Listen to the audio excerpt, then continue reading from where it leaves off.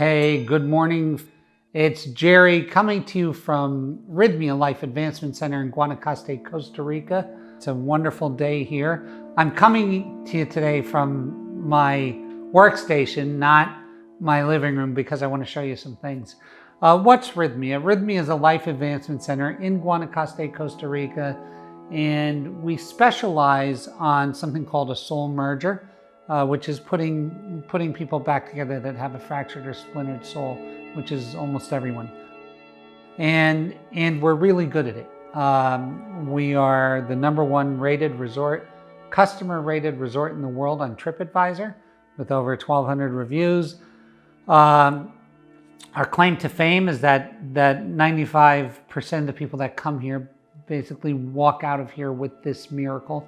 97.55% of them 6 months later say this was the week that changed their life. So we're asking you, if you think somebody would like to hear what we have to say today, to please share it. And I have some interesting stuff. I have things that I really want to talk about today.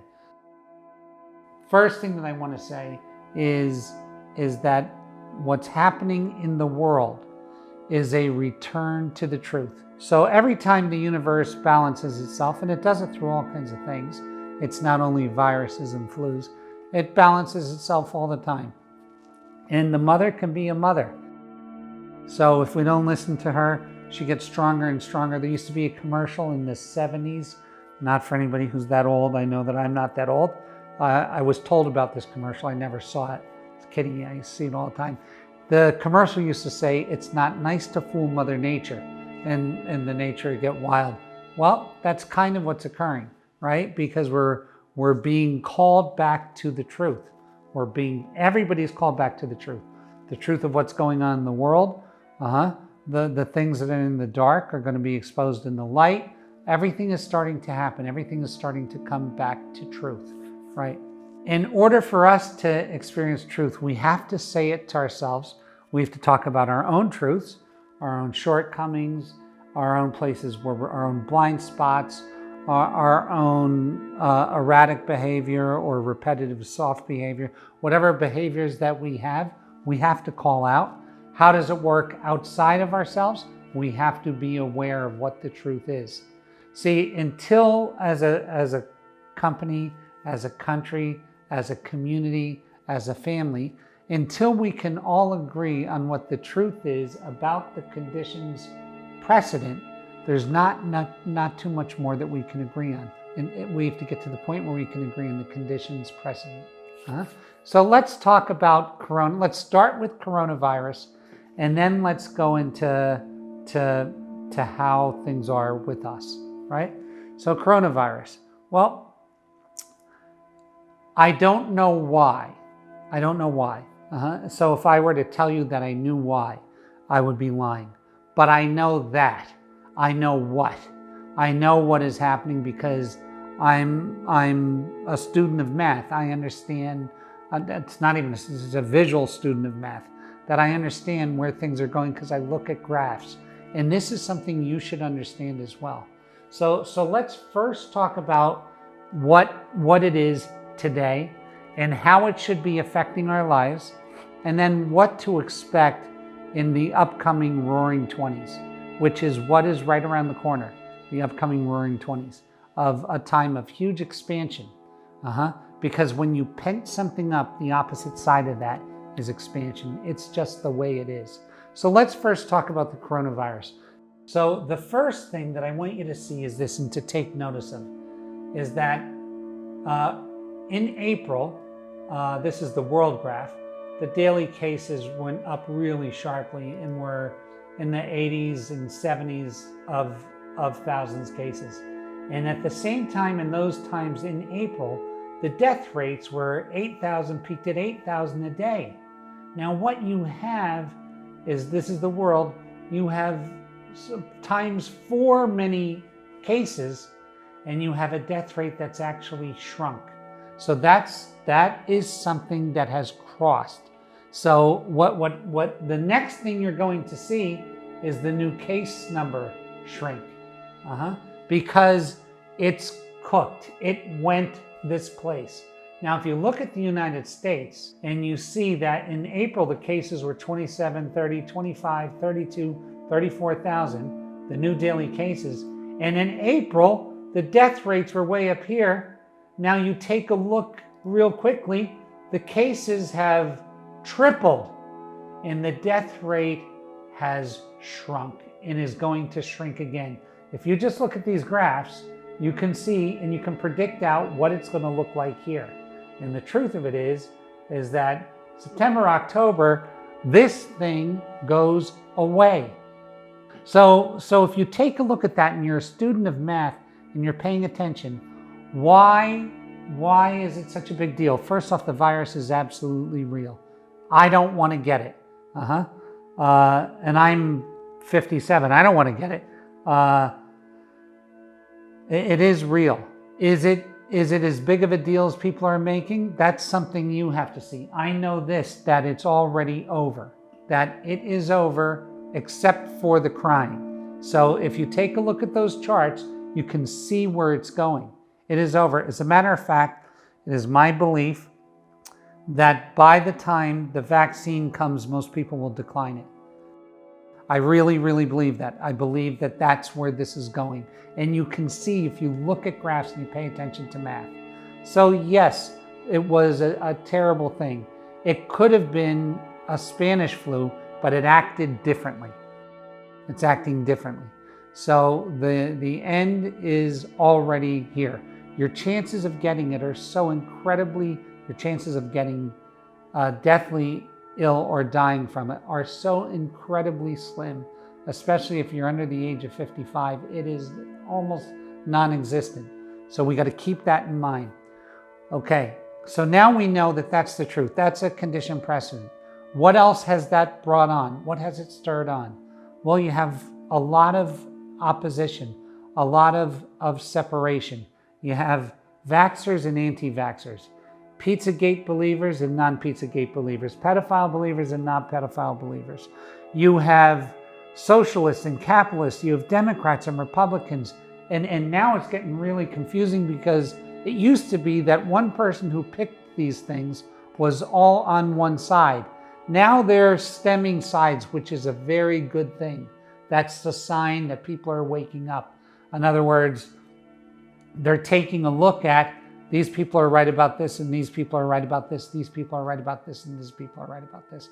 That's how we can start coming together. But they're doing it in a way, as of right now, that is very violent, very hateful, very shameful, very antagonistic, very in a calling of names way. So you don't believe in pedophilia, therefore you're a pedophile. You don't believe in systemic racism, therefore you're a racist. You don't believe in this, therefore you're that. Which is the wrong way of being. So now, here's my opinion of really what's happening. There is a new way of being that's emerging. And some of us are already in it. There is a new and different way of being, and some of us are already in it. And you can choose to be in it. Now, this is not a spiritual bypass. A spiritual bypass is ignoring the facts of what's occurring. I want you to understand that. When I do a spiritual bypass, I say, forget about what I'm doing. This is what I want to be. That's a spiritual bypass. I don't want to look at myself, therefore I'm going to go into breath work. That's a spiritual bypass. I don't want to face what I did to this person, therefore let me get drunk. That's a drunk bypass. I don't want to face myself, therefore let me drink a lot of psychedelics. That's a spiritual bypass. What I'm asking you to do is not that. And it's not that I'm asking you to do. It's this, a group of us are emerging as people, and as a people, we're taking back control. And I want to explain why. So this is how that works. I acknowledge that there is division and hatred, probably more in the past 2 years than I've seen in my previous 57 years. I acknowledge that this is happening. I recognize that it's a means to an end, because the mother never makes a mistake. She never makes a mistake. This is a means to an end. I recognize this. Now I can choose to be in it and waving my flag of whatever I'm trying to, or I can choose to be out of it. I choose peace. And what do I mean by that? That doesn't mean that I don't care about what's happening. That means that I observe that and I choose to remain whole, to remain peaceful, to remain in the truth, and to use this time to prepare for how I'm going to be in the Roaring 20s. Because what happens in times like this, when there's this great division and people can't come together, then a war ensues. That doesn't have to be a war of people shooting at each other. A war ensues. And then at the end of that war, the strongest, the most well-armed, the most well-thought-out prevails. And then after this, because there's been pent-up spending, there's a situation of super spending, which propels an economy and creates this great upswing. And there's this economic expansion, and it's the days of wine and roses. And that is not what we want to, that's not the cycle that's going to benefit the earth. That cycle is going to happen, and we can stand back and observe it. All it takes is a very small amount of us to remain in truth and to lead with love, with honesty, with the ability to hear what everybody is saying. Not to opine, but to understand, to have an opinion, and to really have an opinion of the heart, but not to be tied to that opinion so much that it hurts my neighbors, so that it hurts the people I'm with. That's not how it works. It works as you're having enough confidence and enough research, enough to know your own opinion and stay with that until the facts lead you to a different conclusion. This is it. This is us. This is what love looks like. This is absolutely what love looks like. If you want to know what love looks like, I just explained it. That's what love looks like. And what is love loaded with? It's loaded with tolerance. It's loaded. You'll understand that the people who are the most upset and are most intolerant of others are also the ones who are intolerant with themselves. And if they had done the work internally, it wouldn't be expressing as finger pointing. It wouldn't be expressing so vehemently, outwardly hating of others. So it is good news. And people always talk to me about surrender. And most people who talk about surrender don't really understand. That was a sweeping statement, and I'm sorry for saying that. I've heard some people talk about surrender who have no clue what it means. So I'm not asking you to surrender. I'm asking you to be in charge. It's a very different thing, but it includes surrender, because those things are the same, different sides of the same coin, and you can't go to one without passing through the other. So this is what I mean. I surrender to the state, to the situation that is. I surrender to the situation that is, and I take control by my stepping out of it. What does that mean? It means I'm concerned, I'm aware, but I'm not a part. I'm a part of what is the end result of that. I'm a part of the new. I'm a part of the teachable. I'm a part of the open. I'm a part of what's hearing. I'm a part of knowing what's going on. I'm a part of not giving up my truth for opinion. I'm that part. And I want you guys to be that part with me. That is the gift of Rythmia. And the gift of this place is that if you drink medicine and you do this process from a place of being truly open, then what happens is truth becomes your religion. I talk about that, and it's just another sentence, but another statement, but truth becomes your religion. And once truth becomes your religion, then everything else gets easy, because if you're not aligned with your truth, all you're inviting into your life is disaster. If you are not truthful about who you are, then all that's going to happen is you're going to scream louder, create more pain, receive more pain, and then live a life of pain. And that is divine, because that will ultimately drive you away from it. So when you're in accord with truth, you're in accord with your nature, you're in accord with nature, all of a sudden, you're in heaven. Heaven and hell are in this exact same place. And it looks like, as a country, I can only speak for the United States, they're going through hell. But they're this close to heaven. They're this close to heaven. And how do we get there? Some of us step out.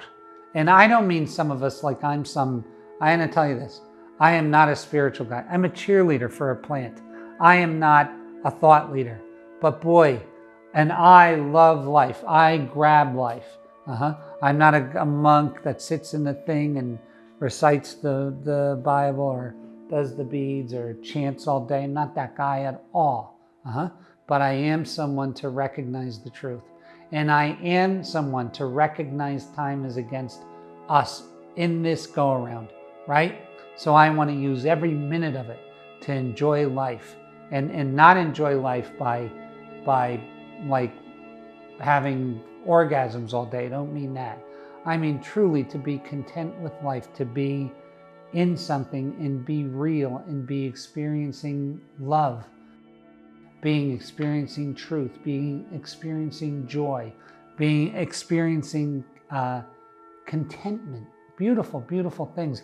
And you can't do it casting stones at something else. It's impossible to do that way. You can't do it.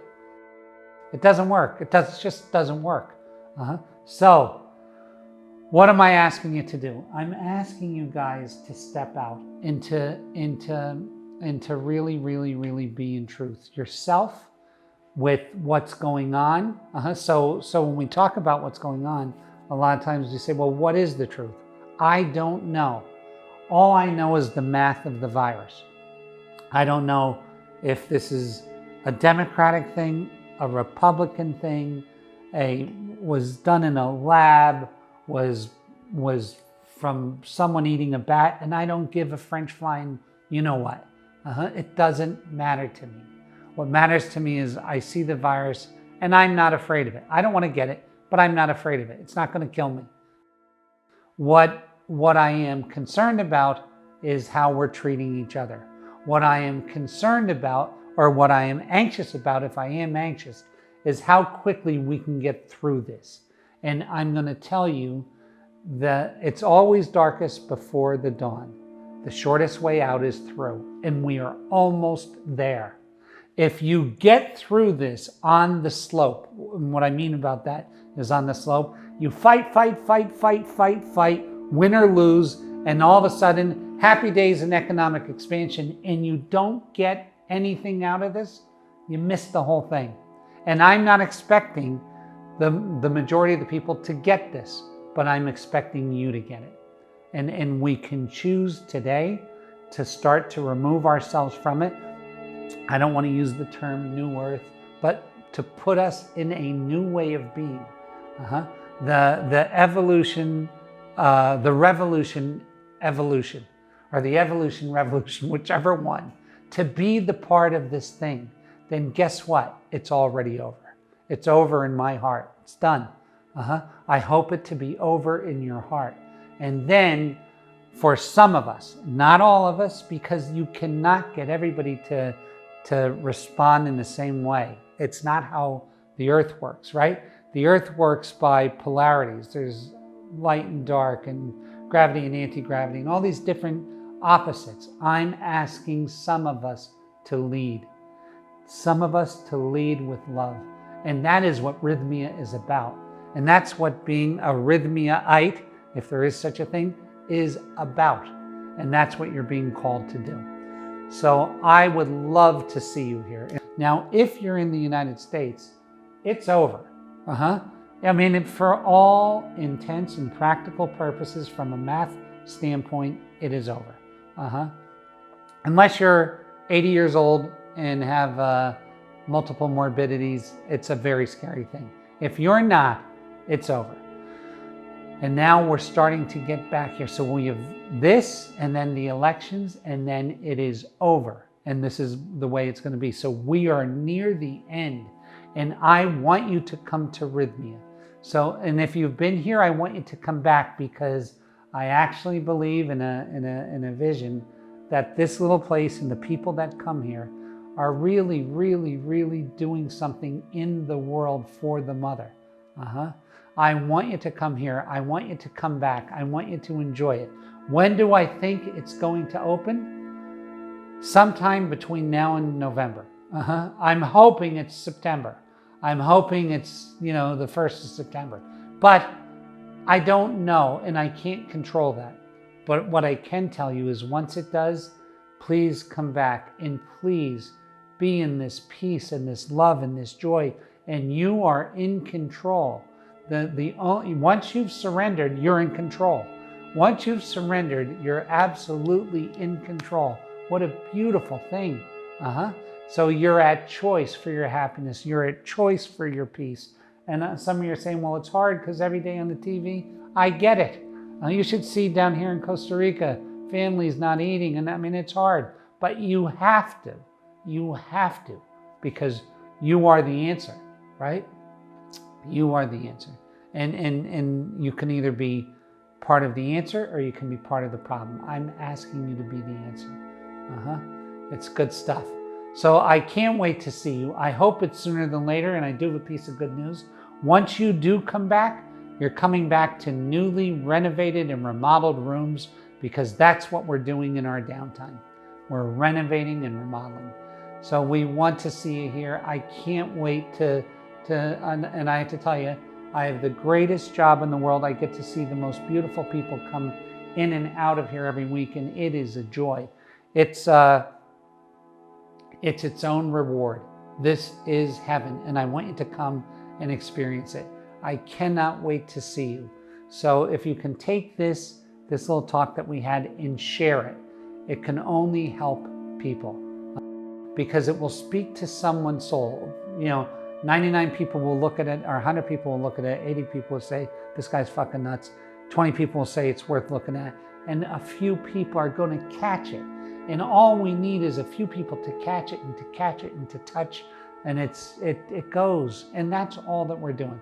So until next week, God bless you, God keep you, God hold you, and we will see you soon at Rythmia.